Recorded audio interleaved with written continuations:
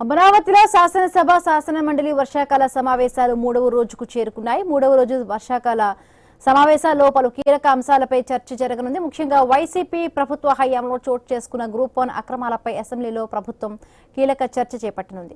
మరొక వైపు వ్యాపార రంగంలో వేగవంతమైన అనుమతులు, సులభతరమైన విధానాలకు ఉద్దేశించిన స్పీడ్ ఆఫ్ డూయింగ్ బిజినెస్ బిల్లును మంత్రి ఫరూక్ ప్రవేశపెట్టనున్నారు.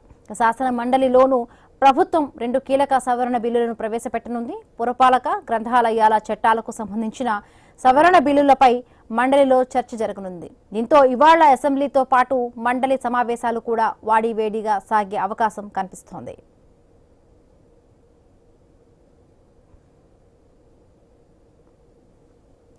అమరావతిలో శాసనసభ శాసన మండలి వర్షాకాల సమావేశాలు మూడవ రోజుకు చేరుకున్నాయి. మూడవ రోజు సమావేశాల్లో పలు కీలక అంశాలపై చర్చ జరగనుంది. ముఖ్యంగా వైసీపీ ప్రభుత్వ హయాంలో చోటు చేసుకున్న గ్రూప్ 1 అక్రమాలపై అసెంబ్లీలో ప్రభుత్వం కీలక చర్చ చేపట్టనుంది. మరొకవైపు వ్యాపార రంగంలో వేగవంతమైన అనుమతులు, సులభతరమైన విధానాలకు ఉద్దేశించిన స్పీడ్ ఆఫ్ డూయింగ్ బిజినెస్ బిల్లులను మంత్రి ఫరూక్ ప్రవేశపెట్టనున్నారు. శాసన మండలిలోనూ ప్రభుత్వం 2 కీలక సవరణ బిల్లులను ప్రవేశపెట్టనుంది.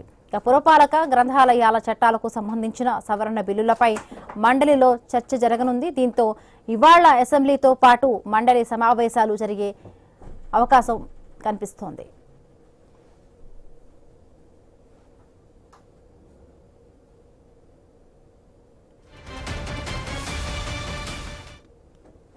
అమరావతిలో శాసనసభ శాసన మండలి వర్షాకాల సమావేశాలు మూడవ రోజుకు చేరుకున్నాయి. మూడవ రోజు సమావేశాలు పలు కీలక అంశాలపై చర్చ జరగనుంది. ముఖ్యంగా వైసీపీ ప్రభుత్వ హయాంలో చోటు చేసుకున్న గ్రూప్ 1 అక్రమాలపై ప్రభుత్వం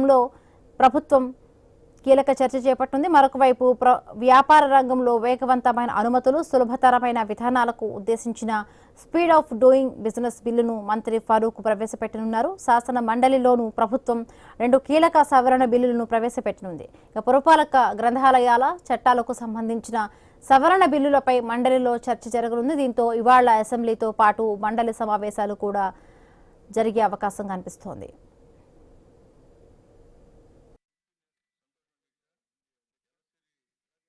కాలువ గురించి ఇప్పుడు పెట్టాను అధ్యక్ష.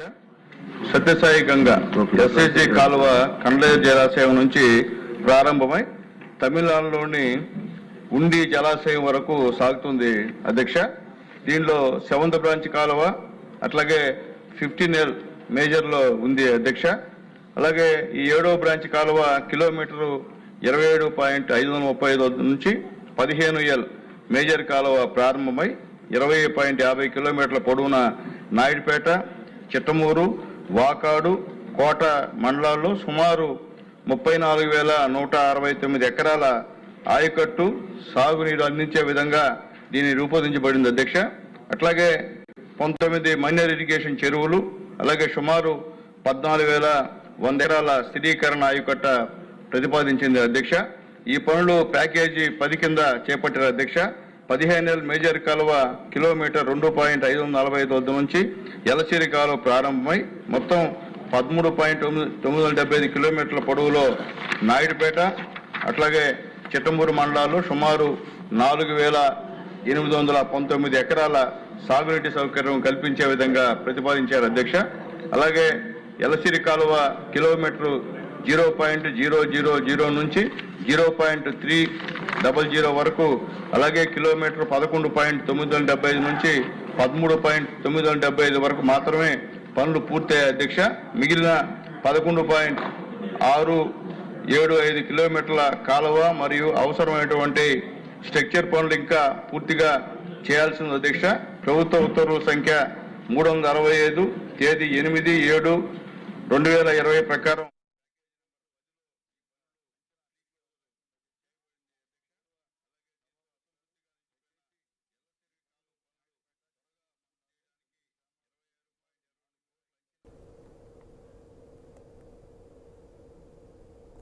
అమరావతిలో శాసనసభ శాసన మండలి వర్షాకాల సమావేశాలు మూడవ రోజుకు చేరుకున్నాయి. మూడవ రోజు ఈ సమావేశాల్లో పలు కీలకమైన అంశాలపై చర్చ జరుగుతుంది. రైట్, మరింత పూర్తి అప్డేట్స్ మా కరెస్పాండెంట్ నాగేశ్వరరావు లైవ్ లో అందిస్తారు. నాగేశ్వరరావు.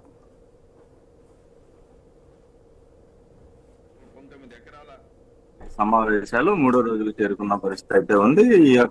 ఈ రోజు శాసన మండలిలో ఏదైతే గ్రూప్ 1 కు సంబంధించిన ఏదైతే నియామకాల్లో వైసీపీ ప్రభుత్వ హయాంలో అవకతవకలు జరిగినాయి అని దానికి సంబంధించిన ఏదైతే జరిగినట్లుగా ఆరోపణలు ఉన్నాయో ఎదుర్కొంటున్న అక్రమాలపై ఈ రోజు మండలిలో కీలక చర్చ జరపనున్నట్లుగా తెలుస్తుంది. ఇది ఈ యొక్క మండలిలో చర్చకు సంబంధించి ఏదైతే ఈ వ్యవహారంపై సభ్యులు ప్రశ్నలు లేవనెత్తే అవకాశం అయితే కనిపిస్తుంది. మొత్తంగా మొదటి నుంచి ఏదైతే మండలిలో డిఎస్సి పై సిబిఐకి అప్పచెప్పాలని వైసీపీ కోరుతున్న నేపథ్యం ఉంది. అయితే చర్చ కూడా ఏదైతే మండలిలో గత 2 రోజుల నుంచి కూడా డిఎస్సి పై చర్చ జరపాలని వైసీపీ పట్టుబడుతున్న నేపథ్యంలో ఈ రోజు గ్రూప్ 1 కి సంబంధించిన అంశంపై అయితే కూటమి పార్టీకి సంబంధించిన ఎమ్మెల్యేలు వీళ్ళంతా కూడా దీనిపై చర్చించడానికి పెట్టిన నేపథ్యం ఉంది. అయితే ఈ రోజు మండలిలో వాడివేడిగా చర్చ ఉండే అవకాశాలు ఉన్నాయి. అయితే దీనిపై అభ్యంతరాలు తెలిపే అవకాశం కూడా మనకి కనిపిస్తుంది. ముఖ్యంగా డిఎస్సిలో జరిగిన అవకతవకలకు సంబంధించి వాటిపై ముందుగా చర్చ జరపాలనేది వైసీపీ కోరే అవకాశాలు కూడా దీనికి సంబంధించి కనిపిస్తుంది. అదే విధంగా ఈ రోజు ఏదైతే గ్రూప్ 1 కి సంబంధించిన అవకతవకలు జరిగినాయి అంటూ కూడా వాళ్ళు 2 రోజుల నుంచి చెప్పిన నేపథ్యంలో ఈ రోజు దీనికి సంబంధించి చర్చ జరపడానికి అయితే అధికార పార్టీ ముందుకు వెళ్ళిన నేపథ్యం ఉంది. దీంతో వైసీపీ తీవ్ర అభ్యంతరం తెలిపే అవకాశాలు కూడా ఉన్నాయి. అయితే అదే విధంగా స్పీడ్ ఆఫ్ డూయింగ్ సంబంధించిన ఈ అంశానికి సంబంధించి కూడా శాసన మండలిలో కీలకంగా ప్రవేశపెట్టే అవకాశం ఉంది. అదే విధంగా పురపాలక సంబంధించి గ్రంథాలయాలు సవరణ బిల్లు కూడా ప్రవేశపెట్టే అవకాశం అయితే ఈ యొక్క మండలిలో చర్చ జరిగే అవకాశం. అంటే మొత్తంగా ముందుగా దీనికి సంబంధించి ఏదైతే గ్రూప్ 1 కి సంబంధించి మొత్తంగా ఎక్కువ సభ్యులు ఉండటంతో దీంట్లో గ్రూప్ 1 కి చర్చించే ప్రతిపాదన అవకాశం అయితే మనకు కనిపిస్తుంది.